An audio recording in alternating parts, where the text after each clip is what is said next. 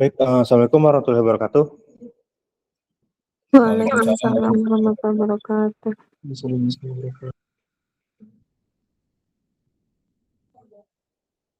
Oke, kita bertemu lagi pada mata kuliah Bisnis dan Metodologi Research.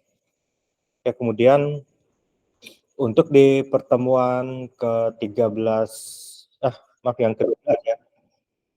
Yang ke-12 ini yang akan saya bahas yaitu kurang lebih antara lainnya ada review jurnal, kemudian ada juga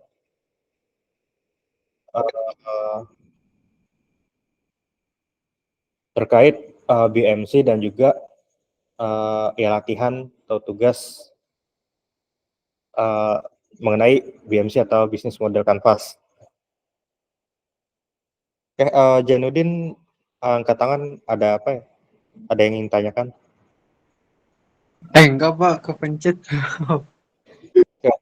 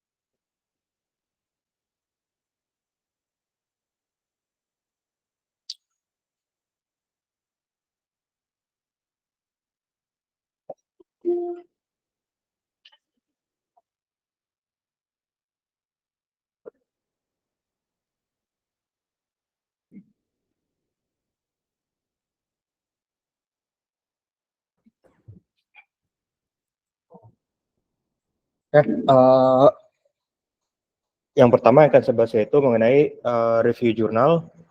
Kayak pertama nanti tugas UASnya ya, secara berkelompok itu kalian harus bikin itu yang namanya draft jurnal. Kalau nanti saya cek dan saya review ada yang dalam artian itu layak untuk dicoba diterbitkan, dipublish, itu nanti saya akan informasikan. Oke, pertama ini salah satu jurnal dari semester sekarang, semester 7. Ini ada 1, 2, 3, 4, ada 6 mahasiswa atau satu kelompok dalam satu jurnal ya. Oke, yang pertama ini untuk template-nya saya ambil dari template Universitas Wahid Hasim. Itu untuk peringkat Sintanya, Sinta 4.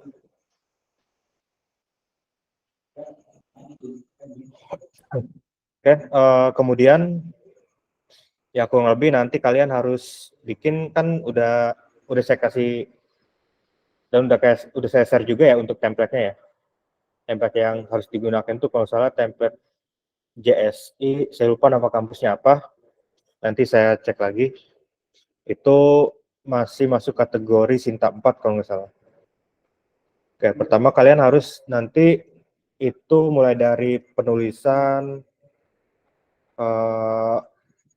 tata letak, maupun yang lainnya harus menyesuaikan dengan kaidah template yang sudah disediakan. Ya, kurang lebih di sini ya isinya abstrak, kemudian pendahuluan ya. Nah, pendahuluan jangan lupa. Nah, di sini ada yang namanya sitasi atau referensi. Nah, ini diambil atau dibikin pakai tools Mendeley. Saya udah pernah jelasin kan terkait Mendeley dan cara penggunaannya. Nah, itu kalau bisa nanti dimaksimalkan, digunakan, dipakai gitu. Nah, ini pertama, dalam era digital yang terus berkembang, transformasi teknologi telah memberikan dampak yang signifikan di berbagai aspek kehidupan sehari-hari. Nah, ini ada pendapat nih dari Ya artinya di sini ada dia ya di jurnalnya atau di artikelnya menjelaskan terkait tentang transformasi teknologi. Berikut ya kurang lebih pendahuluan itu isinya apa yang melatar belakangi teman-teman dan kelompoknya itu membuat proyek tersebut gitu. Apa yang melatar belakangi? Ada nggak sumber masalah atau biasanya intinya ada masalah atau yang harus dibikin sebuah solusi.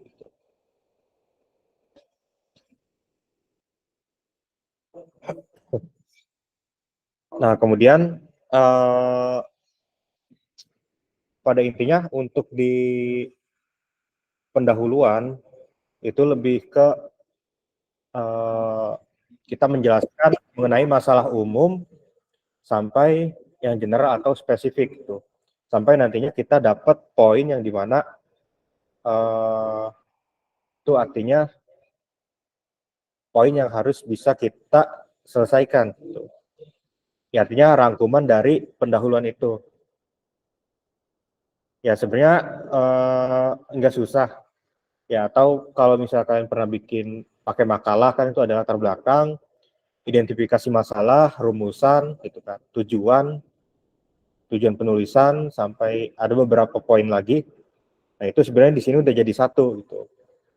Ya, intinya 2 paragraf atau 3 paragraf awal menjelaskan masalah dan latar belakang kenapa kita atau teman atau kelompok kita ini membuat proyek tersebut gitu atau aplikasi tersebut, apa yang melatar belakangi itu, entah itu dari lingkungan kita atau bukan dari lingkungan kita tapi kita melihat bahwa di sini ada nih bisa dibikin sebuah solusi dengan teknologi gitu.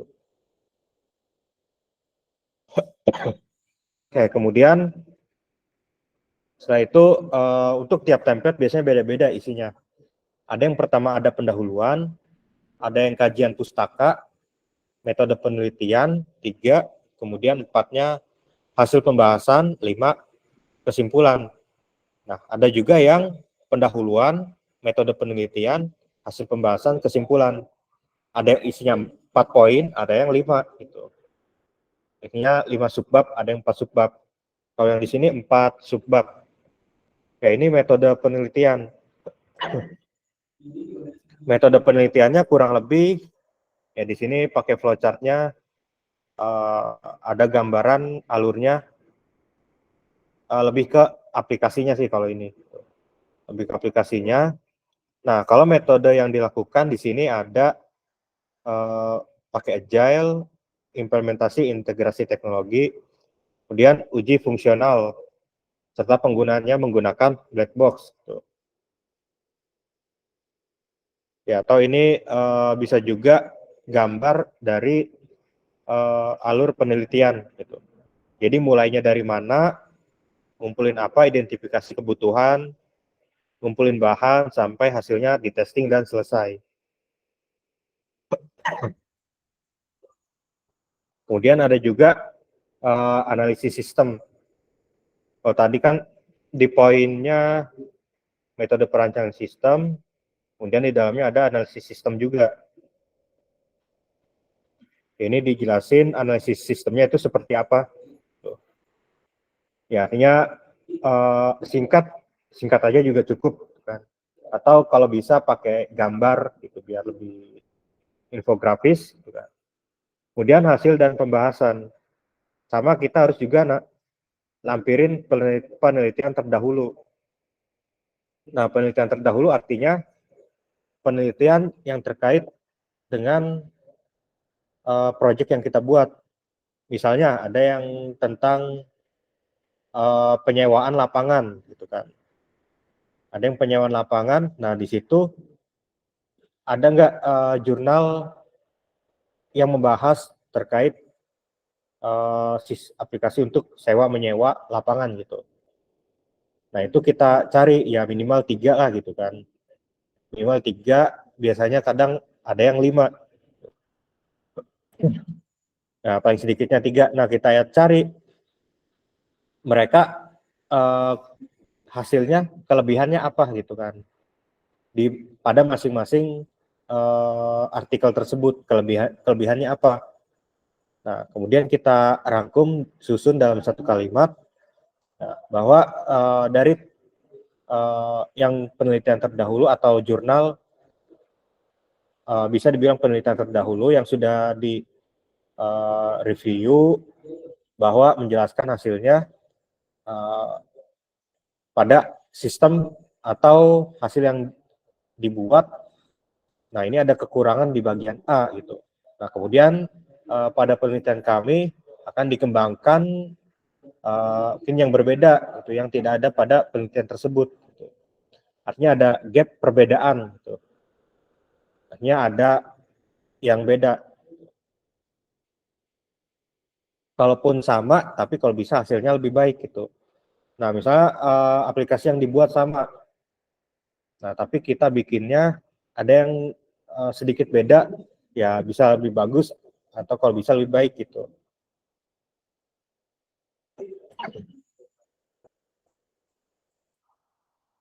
Nah, kemudian untuk di hasil dan pembahasan. Nah, di sini lebih tepatnya udah ke hasilnya gitu. Ya kalau di sini kan mereka bikinnya ada tampilan interface ya dari yang sebelum sama setelahnya itu apa gitu kan. Sama perancangannya gimana. Kemudian ada juga di akhir pengujian dengan black box-nya gitu. Sebenarnya di sini masih ada poin yang kurang, tapi 80% udah cukup memenuhi. Nah, kemudian, jangan lupa kita pakai daftar pustaka. Sama kesimpulan dan penutup juga hasilnya bagaimana. Nah, dari kesimpulan, nanti poin inti dari kesimpulan itu kita masukin harusnya ada di abstrak, biasanya di kalimat terakhir gitu. Kesimpulan, penelitian ini memainkan peran penting dalam memajukan pengalaman menonton film secara online. Menyediakan akses yang lebih nyaman serta memuaskan bagi penonton sinema di SCTI Sony Sukma. Jadi dari hasil kesimpulan, ya satu kalimat, kita bikin satu kalimat inti, kita masukin ke abstrak gitu. Nah, jadi di abstrak itu memang hanya pengenalan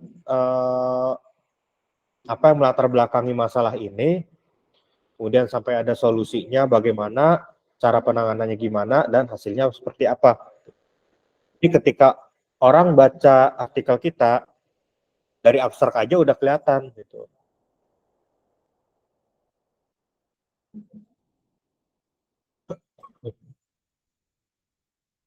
Ya, di sini untuk, kalau nggak salah ada ya 20 lebih kayaknya untuk yang daftar pustakanya atau referensinya.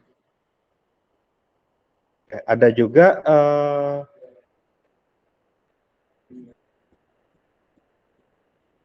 yang dari mahasiswa bimbingan saya juga, itu yang kemarin skripsi. Nah, ini udah submit di jurnal Sinta 5.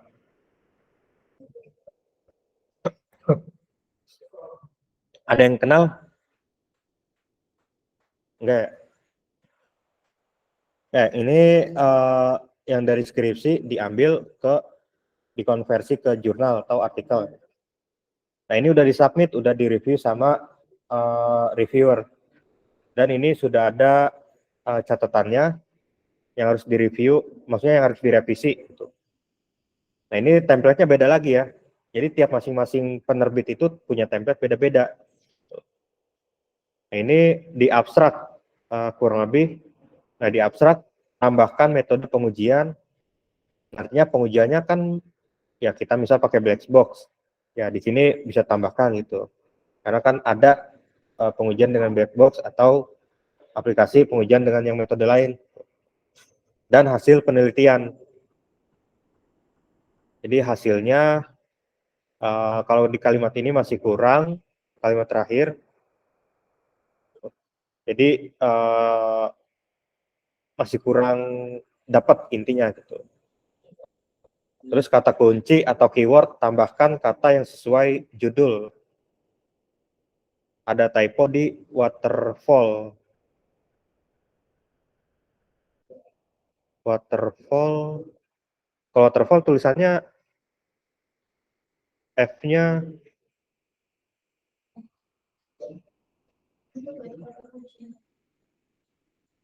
oh ini ya. Oh, nggak kirain dari waterfall yang ini di keywordnya ya. Oke, ada lagi. Nah, ini pendahuluan tinjauan pustaka. Nah, pendahuluan di sini sedikit, cuma 3 paragraf. Lebih sederhana lagi. 3 paragraf, tapi udah cukup memenuhi aspek yang dibutuhkan. Ya, introduction-nya misalnya, perkembangan teknologi dan informasi mengalami kemajuan yang sangat pesat, seperti perkembangan internet, komputer lain-lain, ya sampai kita jelasin terkait teknologi. Kalau ini kan lebih ke bidang pendidikan. Ini ada referensi satu dari siapa.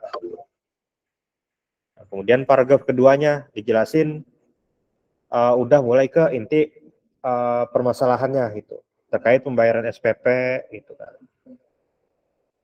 Sampai di sini ya dijelasin kita akan ngapain gitu.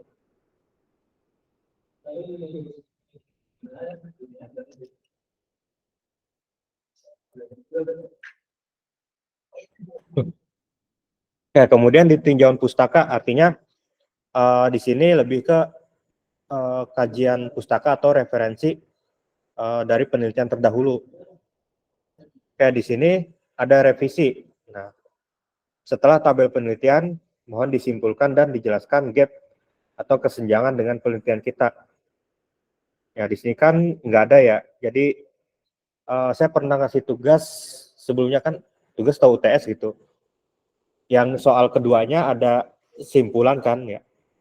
Nah itu ya kurang lebih kayak gini.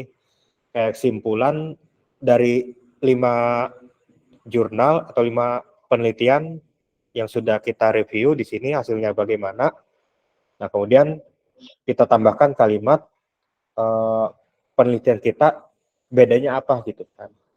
Kita tambahkan itu. Jadi ada penjelasan terakhirnya gitu. Rangkuman lah gitu kan, rangkuman singkat. Nah, kemudian kerangka pemikiran. Ya, kerangka pemikiran di sini ini kan lebih ke kita konsepnya mau ngapain nih di penelitian penelitian kita nantinya. Atau dari langkah awalnya sampai akhirnya mau gimana gitu. Ya di sini pembayaran SPP artinya pembayaran SPP masih dilakukan secara konvensional dan penyimpanan data masih menggunakan lampiran artinya kertas, buku atau buku besar gitu kan. Nah, ini ada muncul permasalahan. Dari yang atas tadi muncul permasalahan itu terjadi kehilangan dan kerusakan data. Ya misalnya bukunya nyelip atau buku laporannya nggak ada gitu kan. Atau ke bawah pembayaran SPP masih cara konvensional. Ya artinya entah dari pembayarannya atau eh, rekapan datanya gitu. Terjadi penumpukan data setiap tahun, kurang lebih harusnya terjadi penumpukan mungkin arsip atau apa gitu kan, jadi makin banyak gitu kan. Dicarinya juga biasanya lama. Kalau udah pakai sistem kan tinggal cari berdasarkan bisa tahun, periode atau siswa.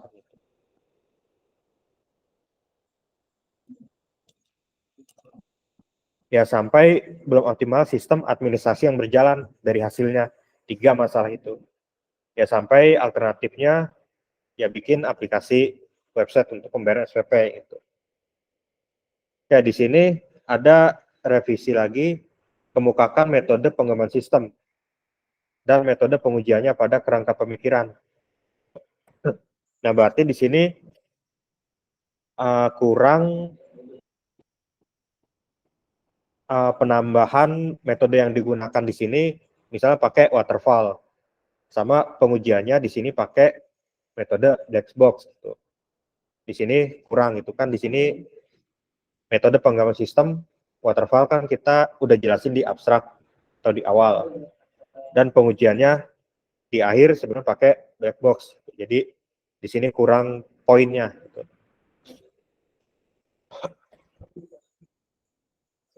Oke, kemudian untuk metodologi penelitian, ini ada observasi, wawancara, studi pustaka.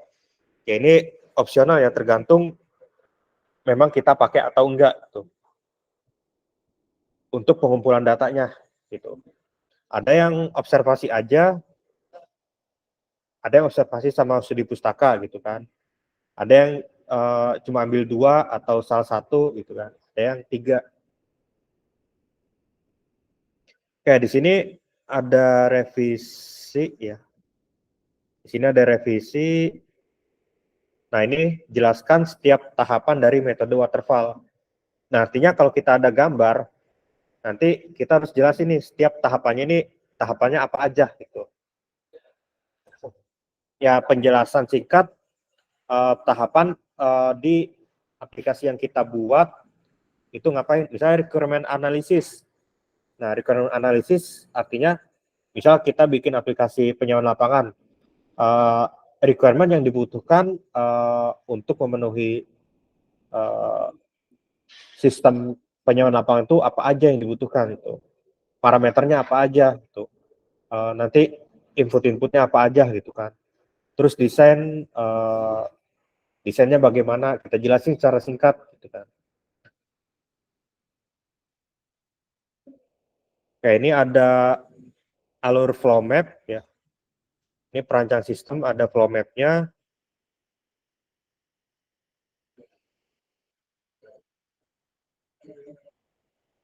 Kemudian aplikasi yang sudah jadi sampai, nah ini tabel pengujian sistemnya pakai black box ya. Nah ini nanti ya kalau bisa harus ada juga ya minimal. Ya, kemudian kesimpulan terakhir. Nah di sini masih ada revisi terakhir. Kemukakan hasil pengujian dari sistem tersebut. Apakah semua fiturnya sudah berjalan dengan baik? Artinya di sini mungkin kalimat dari simpulannya masih kurang, gitu kan. Jadi dari pengujiannya hasilnya keberhasilannya berapa persen, gitu kan. Sampai fitur yang dijalankan sudah memuaskan atau belum dari penggunanya, gitu. Ya baru dari situ nanti ditarik lagi bisa ditambahkan ke abstrak gitu. Nah, kalau ini referensinya 10.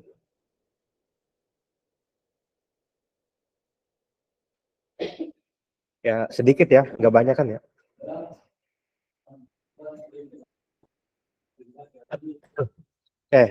Ada pertanyaan dulu sampai sini?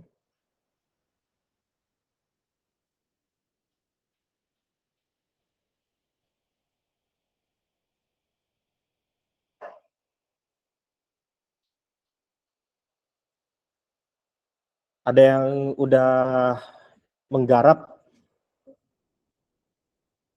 Kalau bisa nanti udah sampai mana, coba dikonsultasikan gitu. Ya di share ke saya, kira-kira ini udah sesuai atau belum pada bagian-bagiannya gitu. Karena kalau ada yang layak ya nanti saya coba bantu buat terbitin gitu. Ya artinya saya bantu arahin lebih jauh lagi ya gitu. Tetap yang punya hak diterima atau tidaknya, ditolak atau enggaknya, tetap si penerbitnya gitu kan. Kalau saya bantu semaksimal mungkin sampai ya minimal revisinya ringan lah gitu kan. Kalau ini kan tadi revisinya masih ringan nih. Ada juga yang semester yang setelah skripsi kemarin dibikin jurnal tapi ditolak gitu kan. Udah submit ditolak, nggak direview gitu. Nah ditolak pertama, kalau jurnal itu seingat saya nggak boleh penulisnya satu, minimal dua. Tuh. Beda sama buku. Kalau buku bisa sendiri. Kalau jurnal minimal dua. Kadang ada beda lagi. Ada jurnal, ada corresponding, ada kayak seminar gitu. Kalau jurnal, kalau nggak salah dua itu. Kalau yang satu selain jurnal, selain buku ada lagi. Saya lupa. Entah seminar internasional atau apa gitu kan. Padahal saya lihat dari isinya ya kurang lebih sama kayak gini, maksudnya judulnya beda isinya, tapi poin-poinnya kurang lebih sama gitu. Entah ada yang tidak sesuai dengan template, jadi tolak bisa karena penulisnya tunggal atau di template-nya masih ada yang tidak sesuai gitu. Jadi ya mungkin baru 70%, nah 30%-nya ini ya berantakan gitu kan, artinya nggak sesuai dengan template, maka emang harus benar-benar diperhatiin gitu.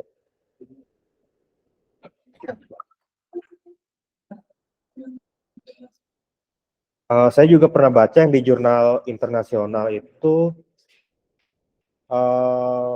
penulis tunggal bisa, tapi biayanya 2 kali lipat. Tuh. Yang tadinya hanya berapa dolar ya? Kalau berdua itu $350 kayaknya. Nah kalau sendiri, nah itu 2 kali lipatnya.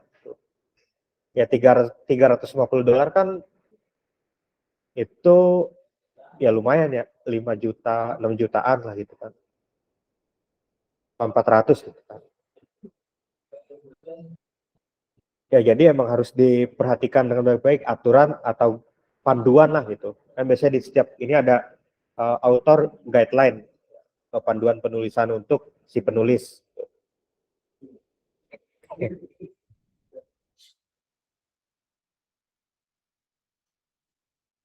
Ya misalnya kalian udah bikin sampai dari abstrak terus sampai pendahuluan. Ya coba aja nanti di-share ke saya gitu. Saya coba baca, saya review isinya gimana gitu kan.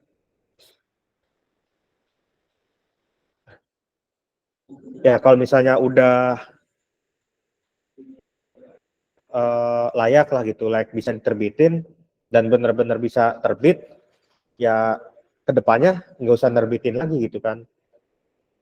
Artinya di satu jurnal kan ada misal 5 nama, ya udah 5 nama tersebut nggak usah nerbitin jurnal lagi, misalnya sebagai syarat untuk kelulusan gitu kan.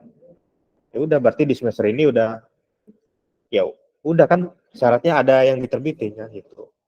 Satu itu kan. Jadi kedepannya atau pas sampai ujian skripsi selesai, itu udah nggak perlu lagi gitu kan, udah ada. Nanti ada lembar penerimaannya gitu kan. Ada suratnya, nama penulisnya siapa aja, ada.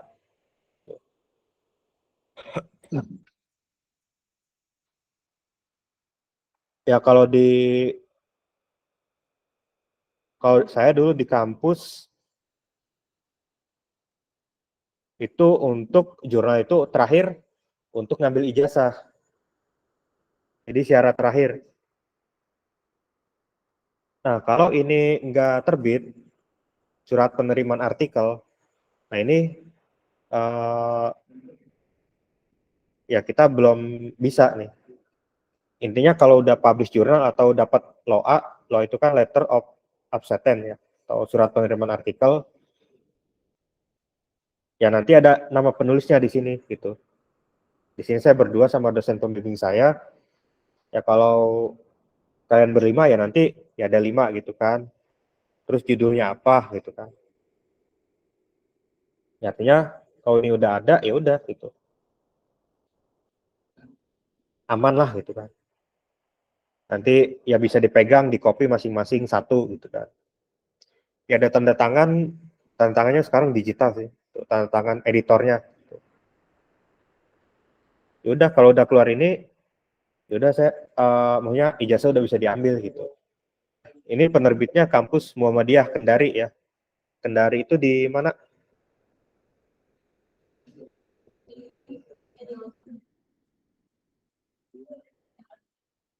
Masih di Jawa ya?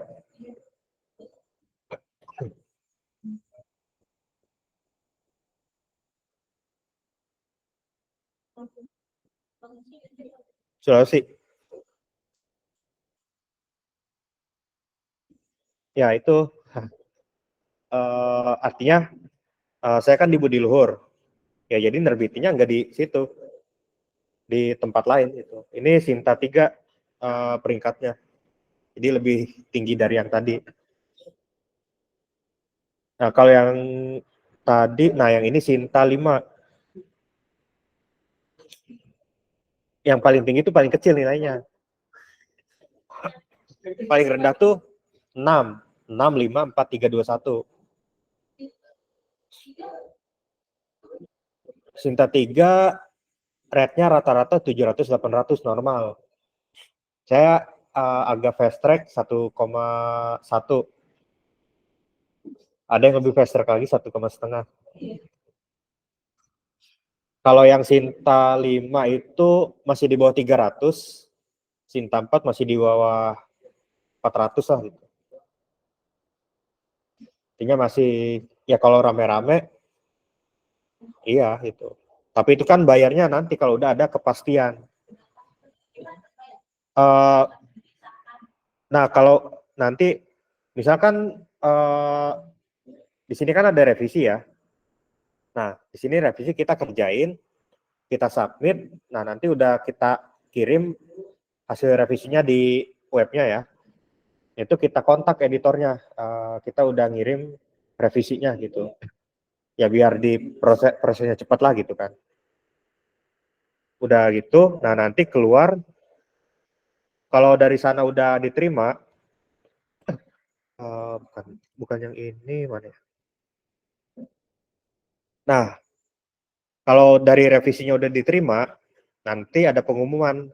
Nggak tahu sih di penerbit lain ada nggak gitu.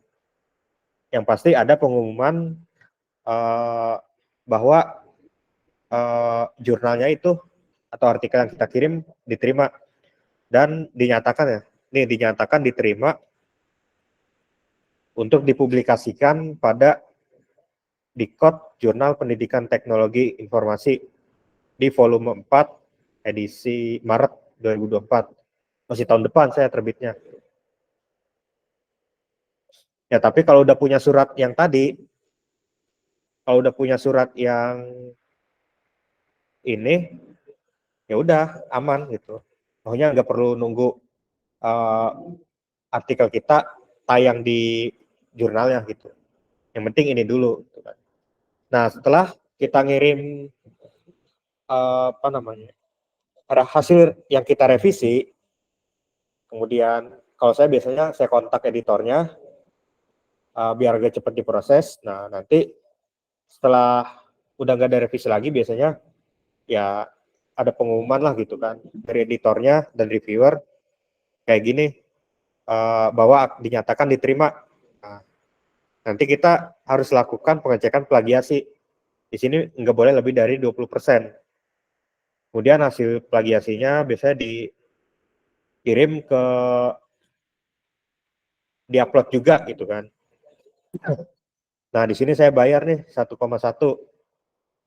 sesuai kesepakatan di awal pakai jalur yang fast track. Ya setelah itu kirim ke WA-nya, udah dapat, udah ngirim, baru udah keluar surat penerimaan artikel gitu.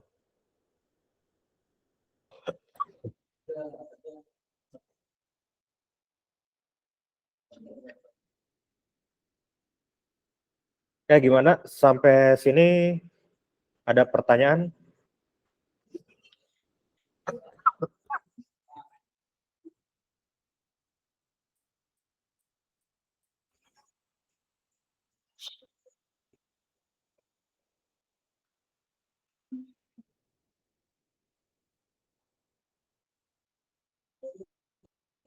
Oke, ya sebenarnya kalau udah ngerasain publish gitu, jurnal kita udah ya ngerasa di review kan gitu, tahu udah ada kepastian terbit, yang pasti ya kita seneng gitu kan.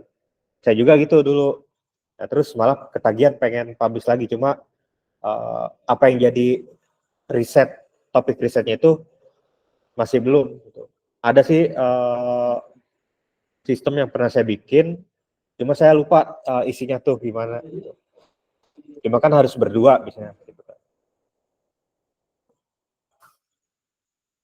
Intinya kalau udah ngerasain uh, terbit atau publish jurnal, submit, tahu prosesnya gimana, ya itu nanti ke depannya ya pasti apa ya? Ya kalau saya sih lebih tertarik lagi gitu. Malah pengen kalau saya kan terbitnya di Sinta 3, nah malah tertantang pengen ke Sinta 2 1 gitu. Malah pengen yang lebih tinggi gitu. Sama ya lihat skupnya, uh, lingkup skup atau topiknya gitu kan. Uh, ada nggak di jurnal tersebut gitu. Biasanya kan terkait pengembangan software atau development software agak jarang gitu. Biasanya masuk ke software engineering. Nah, itu masuk nggak topiknya di situ. Ya kita harus milih-milih lagi. Gitu.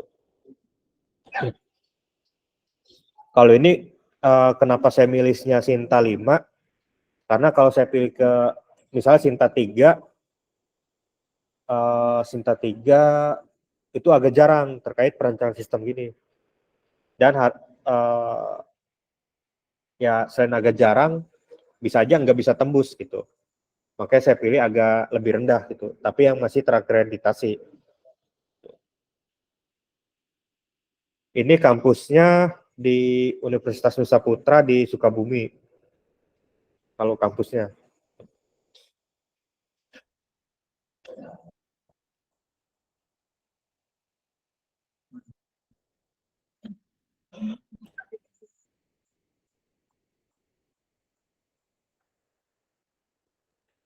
Saya semoga nanti dari yang bikin jurnal kelompok itu ada yang bisa diteruskan untuk disubmit ya. Artinya kalau bisa lebih cepat ya nantinya lebih enak lagi gitu. Gak usah mikirin yang karena kan ini adanya di luar ya. Maksudnya yang proses di luar gitu. Kita hanya ya udah nunggu aja gitu kan. Gitu. Maksudnya kayak penerbitnya bukan di sini gitu kan. Maksudnya di kampus lain gitu. Dan reviewernya juga biasanya kan kadang sibuk dan reviewernya juga bukan dari kampus yang nerbitin jurnalnya gitu. Misalnya kita submit di UBP. Nah, yang reviewnya bukan orang UBP gitu. Biasanya dari kampus-kampus lain. Ya makanya sangat ketergantungan waktu lah gitu. Nggak bisa cepat. Ya kalau mau cepat kadang ya ada biaya lebih. Tapi kalau di sana ditawarin gitu. Kalau enggak ya normal biasanya gitu. Sesuai antrian. Atau kita intens menghubungi editornya. Gitu.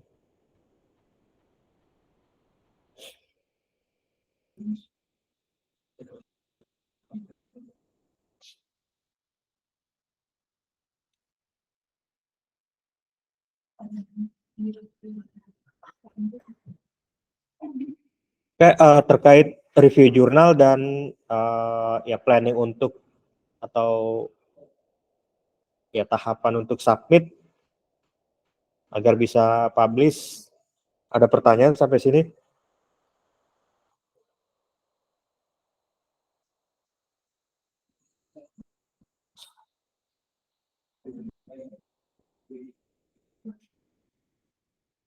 Oke, sepertinya tidak ada pertanyaan ya. Oke, mungkin kalau ini ada pertanyaan ya.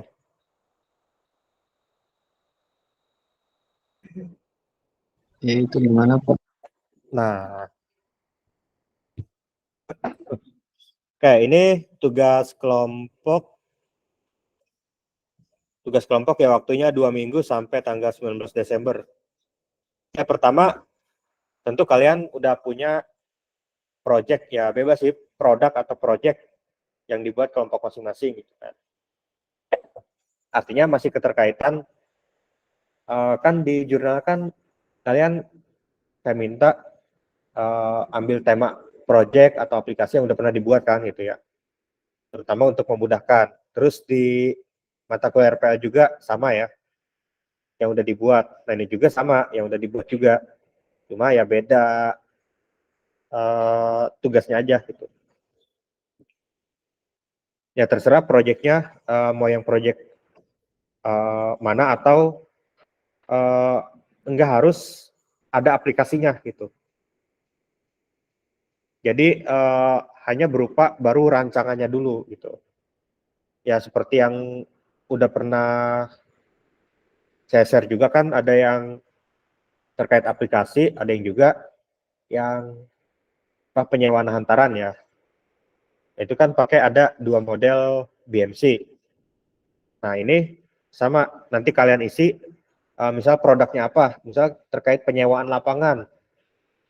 Ya kalau ketemu apa nih gitu kan, atau produk yang lain gitu. Jadi nggak harus yang udah ada, jadi yang baru pun nggak apa-apa gitu kan. Nggak harus dibikin aplikasi, karena ini hanya baru sebuah planning atau rancangan kan gitu. Rancangan bisnis dalam sebuah kanvas. Kayak kalau contohnya di sini di PT Global ya. Nah di PT Global ini dia lebih ke sosial media atau media online, berita media online. Nah berita media online itu isinya apa aja nanti. Di sini untuk materinya udah saya share juga di e-learning. Jadi ya kurang lebih nanti kalian isi nih partnernya apa, activitiesnya apa, resource-nya apa gitu kan. Cost-nya ada apa aja, terus revenue-nya bisa apa aja begitu. Kalau udah revenue biasanya hasil nanti yang didapetin dari mana tuh. Kalau ini kan dari web ads, artinya dari iklan dari website gitu kan. Terus kerjasama konten dengan klien, ya pastinya ada benefitnya gitu. Project offline bersama klien, event komunitas. Nah ini pundi-pundi uang yang didapat dari sini gitu. Ya selebihnya ini poin-poin yang mendukung mulai dari awal proses sampai akhirnya jadi pundi-pundi gitu kan. Ya kalian bebas produknya, mau bikin produk baru gitu, misal rencana nih gitu, mau bikin usaha UMKM gitu kan, atau apa gitu. Misal baru rencana ya coba aja bikin kayak gini dulu gitu kan. Bikin artinya nanti ada kunci-kunci sebuah atau poin-poin yang memang uh, awalnya mungkin kita nggak ngeh gitu kan. Jadi oh ternyata perlu nih di sini kan gitu. Sampai customer segmentnya juga ada kan gitu. Misal untuk makanan yang manis-manis, yang unik-unik gitu kan, biasanya segmennya apa, remaja, anak sekolah gitu kan. Kalau orang tua jarang ya gitu kan. Ya, terus revenue-nya, pendapatannya didapat dari mana gitu kan. Sama biaya juga kan bisa dirinci biaya pengeluarannya untuk biaya apa aja gitu kan. Apa itu untuk karyawan, ya produksi gitu kan. Sama yang keduanya, ya deskripsi singkat yang menjelaskan terkait project atau produk tersebut. Gitu. Ya deskripsi singkat, ya berarti kan dalam bentuk paragraf hanya beberapa baris. Gitu kan. Ya sederhana kan gitu. Nggak banyak kok isinya. Ya cuma selembar aja gitu kan. Ya artinya ya sebagai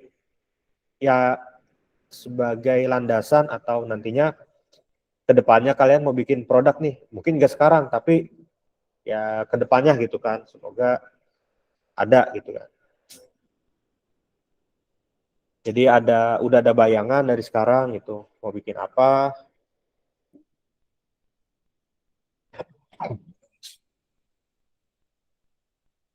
Jadi sudah ada 3 contoh bisnis model kanvas dari 3 produk yang berbeda. Tuh.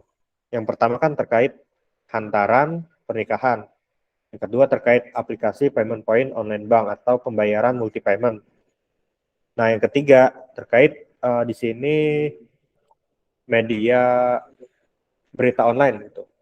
Media berita online. Di sini ada saya share juga di e-learning materinya di pertemuan 12 yang ketiga ini.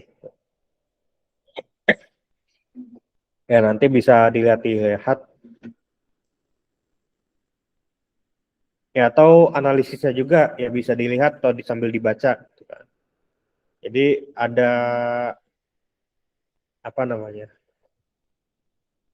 Ya bisa ada nantinya solusi ataupun ya ke depannya kita tahu nih arahnya mau kemana juga.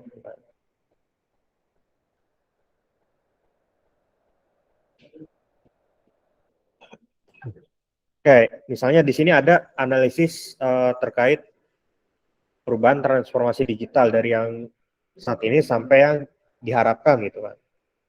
Nah, misalnya ini kan terkait media berita online ya.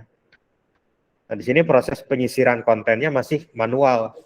Ya, manual itu artinya ya mungkin orangnya itu masih kemana-mana gitu kan. Masih keliling-keliling gitu. Ya, kalau sekarang mungkin uh, sudah banyak, ya kita bisa dapat berita dari mana aja cepet kan gitu. Cuma validitasnya gimana? Apakah itu hoax atau enggak kan gitu.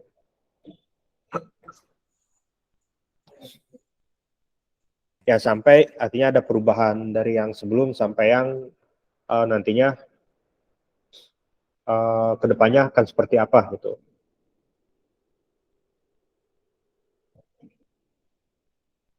Oke, ada yang mau ditanyakan dulu sampai sini? Pak itu bikinnya sesuai format gitu, 1 lembar gitu. Iya, bikinnya formatnya kayak gini. Ini saya bikin gambarnya ini di Draw.io. Kan Draw.io bisa masukin teks ya kayak gini. Nanti baru di kopinya copy as image, jangan copy biasa. Diklik kanan, nanti di blok semua. Kalau mau copy ke Word ya. Kalau mau di copy ke Word, itu kopinya di blok semua, kemudian klik kanan, copy as image, baru di paste. Kalau copy biasa biasanya agak berantakan.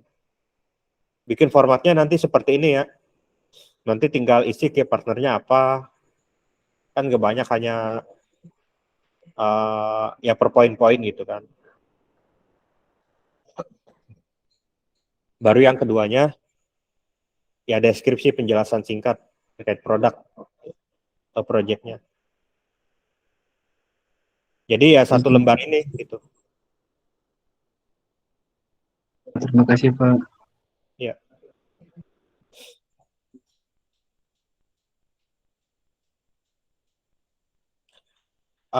Yang mengumpulkan nanti ya salah satu perwakilan kelompok. Jangan lupa ya ada bikin covernya juga gitu. Cover nama-nama kelompoknya. Ya kayak kelompok yang sekarang aja yang mau UAS. Ya udah, emang mau misah. Ya. Kelompok yang sekarang aja gitu.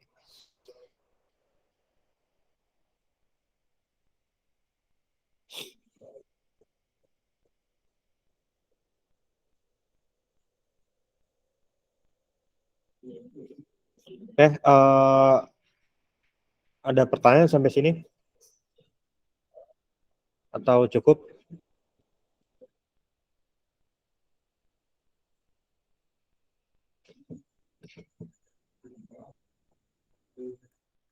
Ya, kalau ada progres terkait artikel jurnal yang kelompok UAS, ya misalnya ada yang mungkin perlu saya review atau apa, ya boleh aja nanti dikirim ke saya gitu, saya review, ada yang kurang atau apa, gitu. Nanti saya kasih catatan. Ya tujuannya terutama agar nanti hasilnya lebih baik. Ya kalau lebih baik, ya kalau bisa dicoba disubmit. Gitu.